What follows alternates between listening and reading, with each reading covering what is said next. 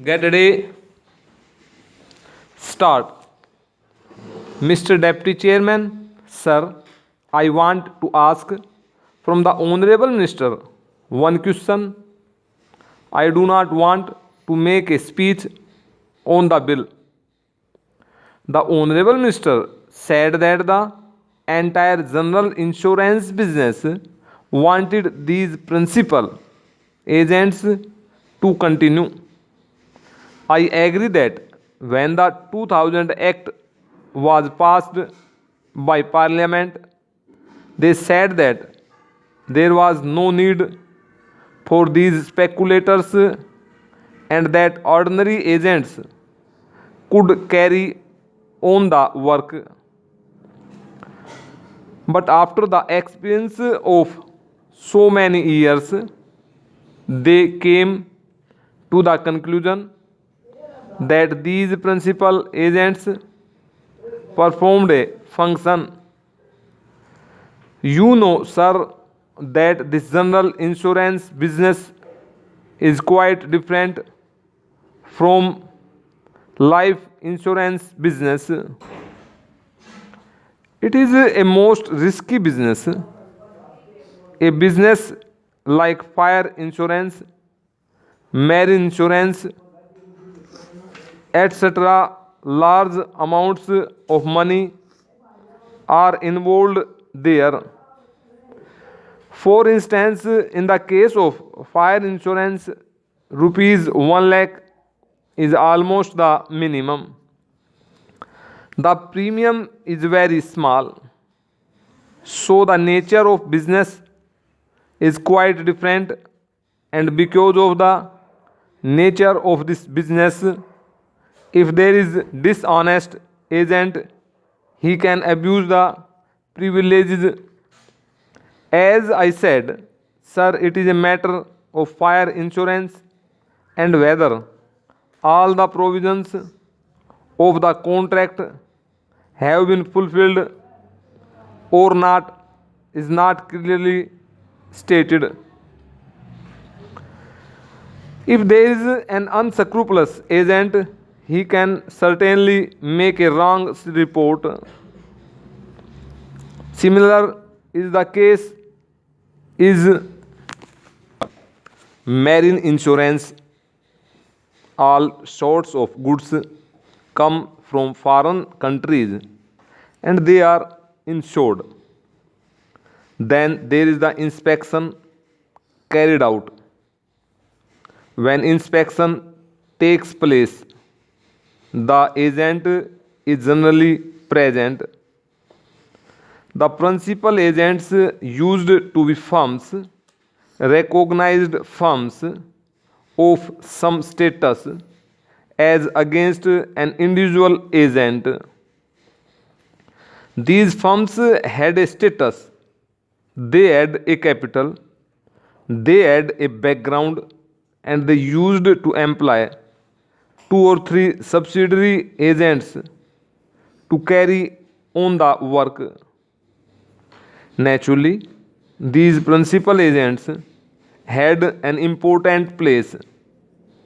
I suppose, in regard to the Act of 2000, the Parliament, in its wisdom, come to the conclusion that principal agents might not be necessary, but there is the experience of 7 years. I want to know from the Honorable Minister why, when the industry comes to the conclusion after an experience of 7 years that the principal agent is an important person in performing a function, this via media was adopted. The Honorable, the Deputy Finance Minister said that this was only a via media. They can continue as ordinary agents. These principal agents used to get only 5% commission, and the need used to get that commission in order to see and carefully scrutinize that the ordinary agents brought them good business.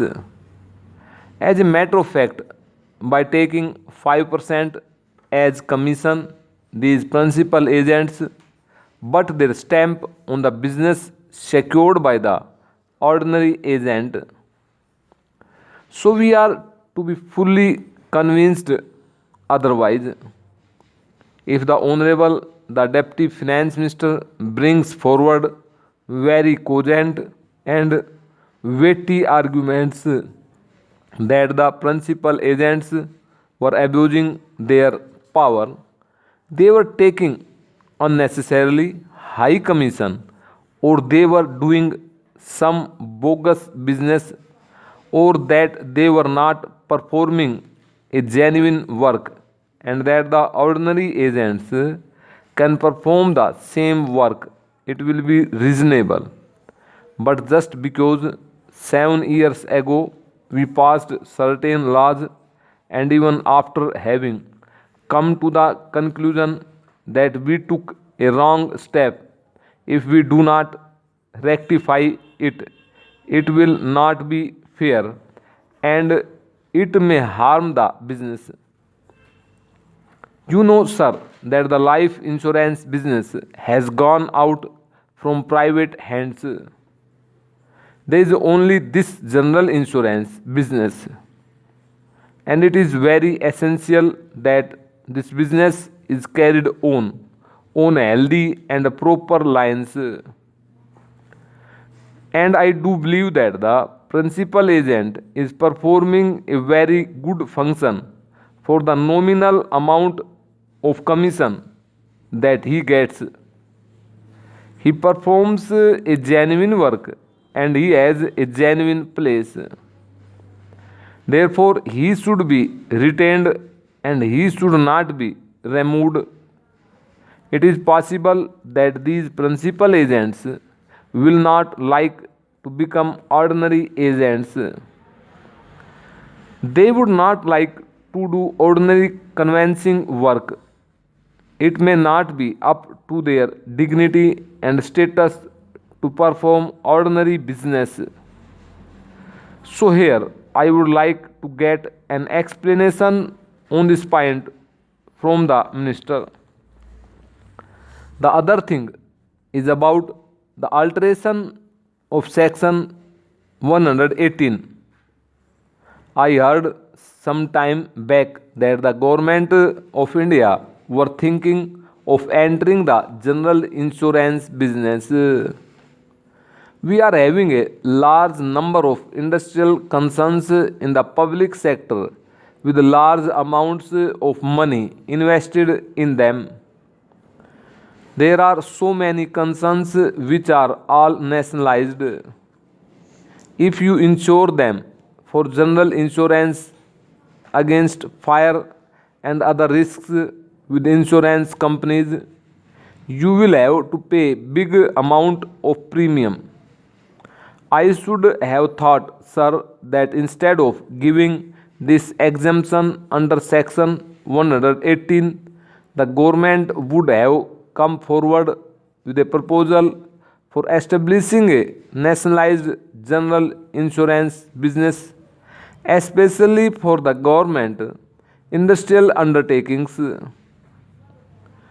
This is my humble submission, and I sincerely feel that the Honorable House shall accept it.